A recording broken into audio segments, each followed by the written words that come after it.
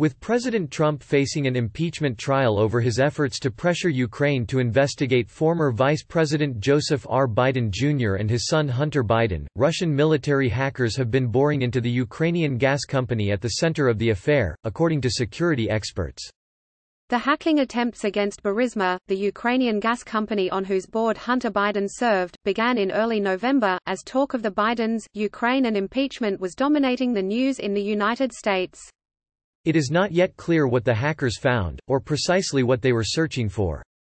But the experts say the timing and scale of the attacks suggest that the Russians could be searching for potentially embarrassing material on the Bidens, the same kind of information that Mr. Trump wanted from Ukraine when he pressed for an investigation of the Bidens and Burisma, setting off a chain of events that led to his impeachment.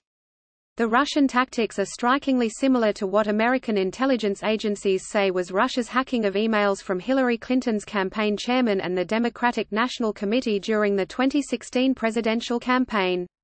In that case, once they had the emails, the Russians used trolls to spread and spin the material, and built an echo chamber to widen its effect.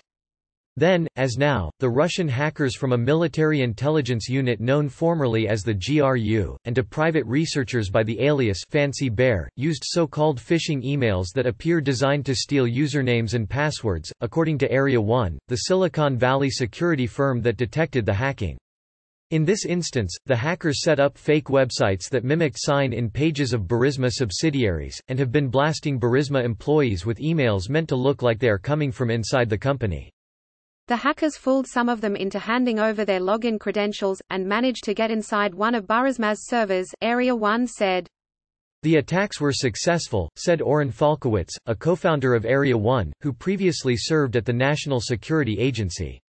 Mr. Falkowitz's firm maintains a network of sensors on web servers around the globe, many known to be used by state-sponsored hackers, which gives the firm a front-row seat to phishing attacks, and allows them to block attacks on their customers.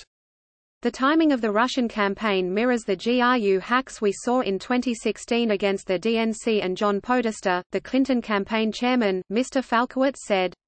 Once again, they are stealing email credentials, in what we can only assume is a repeat of Russian interference in the last election. The Justice Department indicted 7 officers from the same military intelligence unit in 2018. The Russian attacks on Burisma appear to be running parallel to an effort by Russian spies in Ukraine to dig up information in the analog world that could embarrass the Bidens, according to an American security official, who spoke on the condition of anonymity to discuss sensitive intelligence. The spies, the official said, are trying to penetrate Burisma and working sources in the Ukrainian government in search of emails, financial records and legal documents. The Russian government did not immediately respond to requests for comment, nor did Burisma. American officials are warning that the Russians have grown stealthier since 2016, and are again seeking to steal and spread damaging information and target vulnerable election systems ahead of the 2020 election. Read, even as American election defenses have improved, Russian hackers and trolls have become more sophisticated. In the same vein, Russia has been working since the early days of Mr. Trump's presidency to turn the focus away from its own election interference in 2016 by seeding conspiracy theories about Ukrainian meddling and Democratic complicity. The result has been a muddy brew of conspiracy theories that mix facts, like the handful of Ukrainians who openly criticized Mr. Trump's candidacy, with discredited claims that the DNC's email server is in Ukraine and that Mr. Biden, as vice president, had corrupt dealings with Ukrainian officials to protect his son. Spread by bots and trolls on social media, and by Russian intelligence officers, the claims resonated with Mr. Trump, who views talk of Russian interference as an attack on his legitimacy.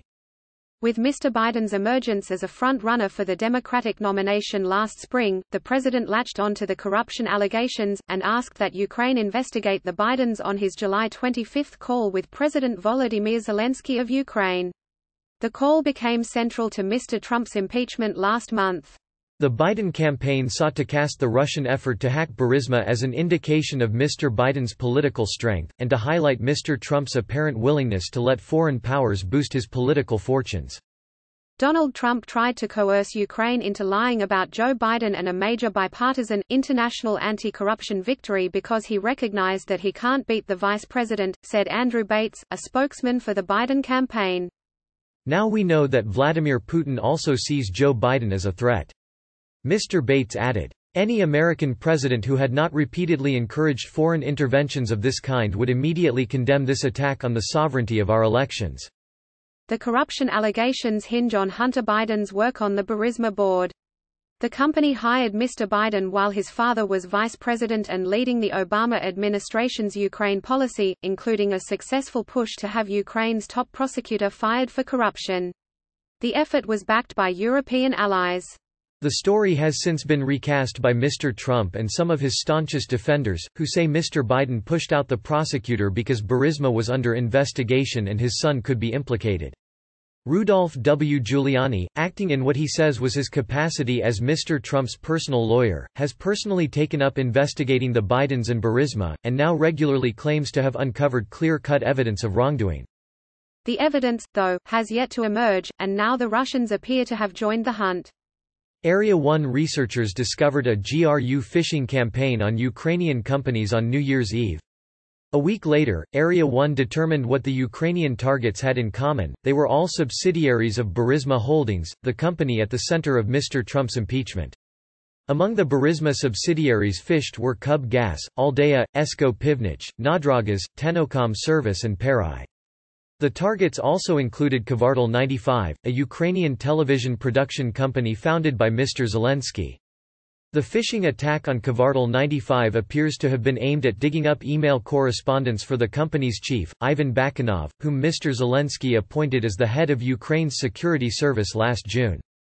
To steal employees' credentials, the GRU hackers directed Burisma to their fake login pages. Area 1 was able to trace the look-alike sites through a combination of Internet service providers frequently used by GRU's hackers, rare web traffic patterns, and techniques that have been used in previous attacks against a slew of other victims, including the 2016 hack of the DNC and a more recent Russian hack of the World Anti-Doping Agency. The Burisma hack is a cookie-cutter GRU campaign. Mr. Falkowitz said, "Russian hackers, as sophisticated as they are, also tend to be lazy. They use what works. And in this, they were successful."